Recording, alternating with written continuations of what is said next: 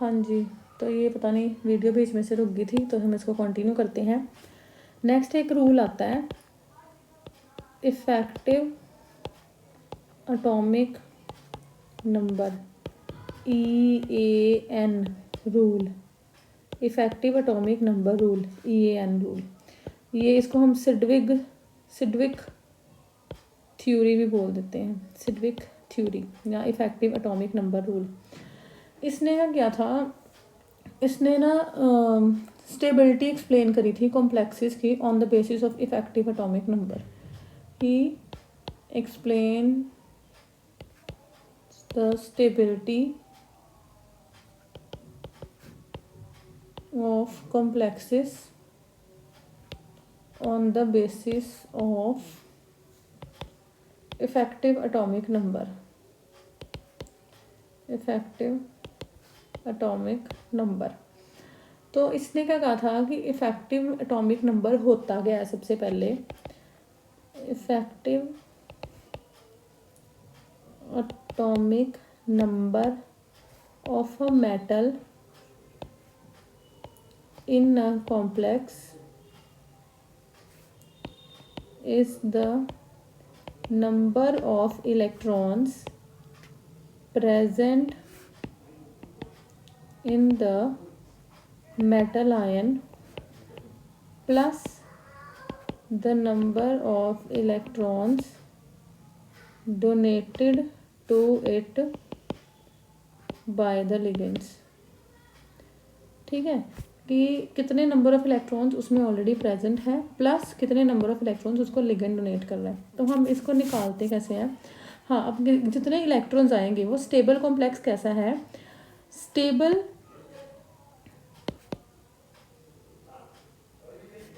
complex is formed if the EAN, effective atomic number, is equal to the atomic number of next noble gas, noble gas के बराबर है। तो कैसे है, for example अगर मैंने निकालना हो इसका कोबाल्ट NH3 तो पहले पता ही है गैस का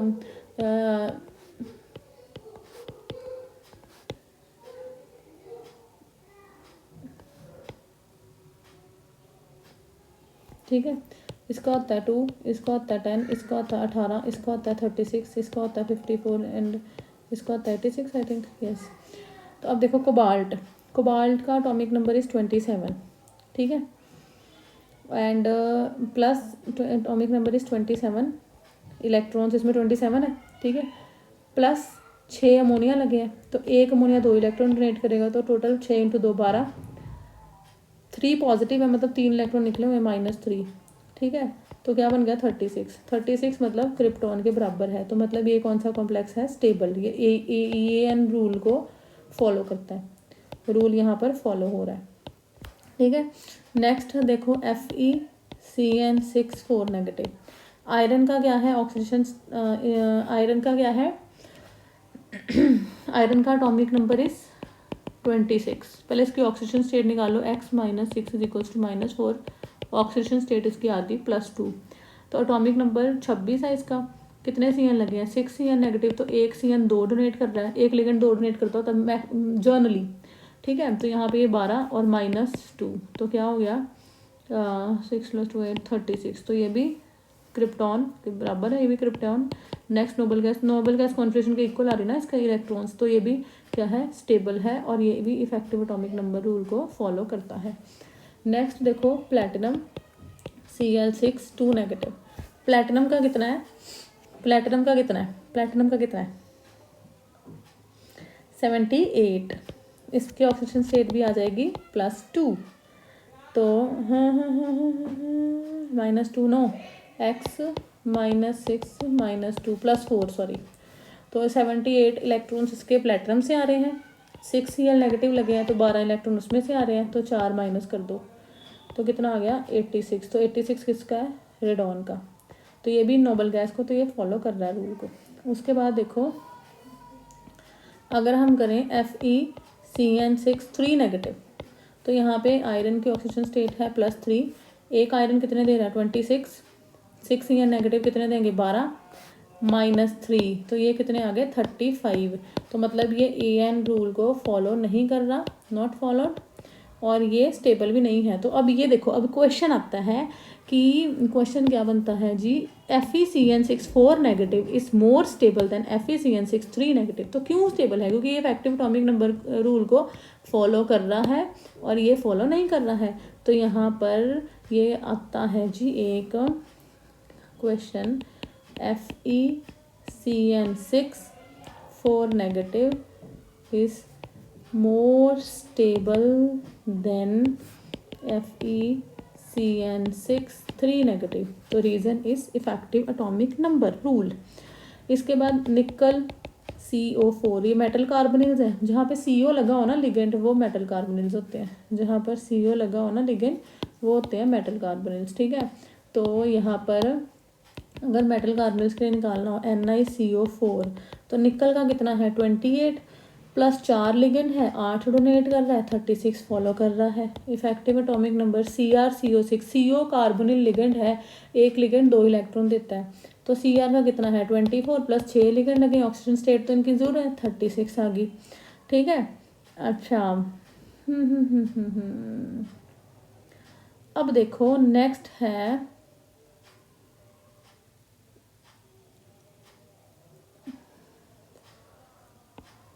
CONOCO3।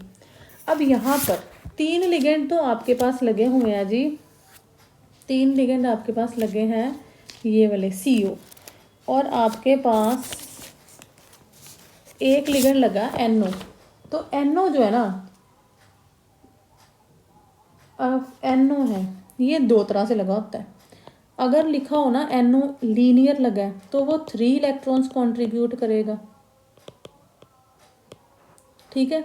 अगर लिखा हो NO बेंट है तो वो 1 इलेक्ट्रॉन कंट्रीब्यूट करा हो। अगर कुछ नहीं लिखा हुआ ना, सिर्फ NO लिखा है, तो मतलब वो लीनियर है। तो यहाँ पे हम इसको लीनियर कंसीडर करेंगे, मतलब इसने 3 इलेक्ट्रॉन कंट्रीब्यूट करने हैं, ये आपको याद रखना है। NO हमेशा देख लो, NO पॉजिटिव भी सिर्फ आयरन कॉम्प्लेक्सेस में होता है, तो जहाँ पे NO लगा मतलब कुछ गड़बड़ है, देख लेना उसको ध्यान से। 27 CO दे रहा है। अब NO लीनियर है तो कितने इलेक्ट्रॉन्स कॉन्ट्रीब्यूट कर रहा है, ये 3, ठीक है। और CO कितने लगे 3 CO लगे हैं, एक CO 2 इलेक्ट्रॉन देता है, 3 CO कितने देगा 6। तो ये भी क्या हो गया 36 इलेक्ट्रॉन्स। तो ये भी EAN रूल फॉलो करता है। अगर तुम 2 लगा देते तो यहाँ पे टोटल 35 हो जाने थे ना, तो ये EAN रूल फॉलो नहीं करना, तो क्वेश्चन हमारा गलत हो जाना था। तो तुम्हें याद रखना है कि if NO linear then it contributes 3 electron, if NO bent then it contributes 1 electron. अगर कुछ नहीं लिखा हुआ कॉम्प्लेक्स में तो हमने वहाँ पे इसको लीनियर ही कंसिडर करके चलना है, ठीक है जी। उसके बाद नेक्स्ट है, हाँ, तो इसके बाद आपने इसके क्वेश्चंस करने हैं, देख लेना कैसे इसके क्वेश्चंस आते हैं, वो करने हैं। और इसके बाद आपने इफेक्टिव एटॉमिक नंबर का तो डायरेक्टली क्वेश्चन आ जाता है। हाँ जी, अब इस लेक्चर को ख़त्म करने से पहले मैं एक क्वेश्चन डिस्कस कर देती हूँ तुम्हारे साथ कि ऐसे भी क्वेश्चन आते हैं। ये IIT 2006 का क्वेश्चन है।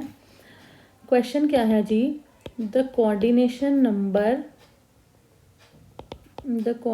Number of nickel two positive is 4, ठीक है। मैंने क्या बताया था तुम्हें, अभी ये क्वेश्चन में नहीं आई कि निकल अगर +4, निकल का कोऑर्डिनेशन नंबर 4 है तो मतलब उसके साथ साइनाइड लगा है या Cl लगा है। अगर उसका कोऑर्डिनेशन नंबर 6 है तो उसके साथ या तो अमोनिया लगा है या तो वाटर लगा है। तो यहाँ पर कोऑर्डिनेशन नंबर निकल टू पॉजिटिव का क्या है 4। तो नीचे ये क्वेश्चन में 2 रिएक्शंस दी हैं, nickel two positive plus KCN excess gives A cyano complex, then आगे A plus concentrated HCl excess gives B chloro complex, ठीक है। तो यहाँ पर ये मतलब लिंक्ड क्वेश्चन है। तो यहाँ पे 3 क्वेश्चंस हैं इसके बेसिस पे। क्वेश्चन नंबर फर्स्ट जो है that is the IUPAC name of A and B। The IUPAC name of A and B में सारी ऑप्शंस नहीं लिखूंगी। तो सबसे पहले तुम्हें पता होना चाहिए कि जब निकल साइनाइड के साथ कॉम्प्लेक्स बनाता है तो कौन सा कॉम्प्लेक्स बनाता है, निकल CN4 2 नेगेटिव और क्लोरो के साथ निकल Cl4 2 नेगेटिव। ठीक है, तो आईयूपैक नेम ए का क्या होगा, मैं सारी ऑप्शंस नहीं लिख रही हूँ। तो यहाँ पे पोटाशियम लगा है तो यहाँ पे K2NiCN4 आ जाएगा, यहाँ पर K2NiCl4 आ जाएगा। ठीक है, तो ए का नाम क्या है, potassium tetra cyano nickelate 2, oxygen state इसकी 2 है। बी का नाम क्या आ जाएगा, potassium tetra chloro nickelate 2, potassium tetra chloro nickelate 2। देख लो निकल पे बड़े क्वेश्चन आते जे। उसके बाद ऑप्शंस मैंने सारी नहीं लिखी थी, मैंने सिर्फ आंसर लिखा है। सेकंड क्वेश्चन जो है इसका, सेकंड क्वेश्चन है predict the magnetic nature of A and B. ठीक है, तो वो कहाँ से तुम निकालोगे, हाइब्रिडाइजेशन से, वो हम कर चुके हैं। निकल CN4 2 नेगेटिव, ठीक है, और निकल Cl4 2 नेगेटिव, तो तुम्हें पता है यहाँ पर पेयरिंग हो जाएगी, यहाँ पर पेयरिंग नहीं होएगी। ठीक है, तो जब तुम इसका निकालोगे तो आपका आंसर आएगा कि ये क्या है, इसमें क्या आ जाएगा, निकल 3D8 4s2 होता ना, तो यहाँ पे 1 2 3 4 1 2 3 4 5 6 7 8 पेयरिंग हो जाएगी ना यहाँ पे, 1 2 3 1 2 3, तो यहाँ पे ये डायमैग्नेटिक आ जाएगा, ये क्या आ जाएगा आपके पास डायमैग्नेटिक, और इसके पास 1 2 3 4 5, तो यहाँ पे 1 2 3 4 5 6 7 8, तो यहाँ पर पेयरिंग नहीं होएगी।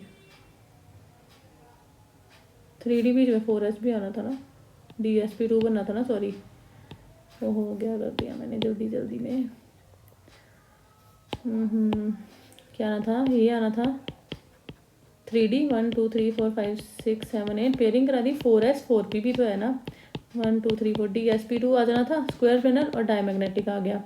तो अगर मैं इसको ड्रॉ करती हूँ तो इसका आता है जी 1 2 3 4 1 2 3 4 1 2 3 4 5 6 7 8, बीच में ये, ठीक है 1 2 3 sp3, तो यहाँ ये क्या आ गया पैरामैग्नेटिक, और इसमें उसने ऑप्शन में अनपेयर्ड इलेक्ट्रॉन भी पूछे हुए हैं विद 2 अनपेयर्ड इलेक्ट्रॉन्स।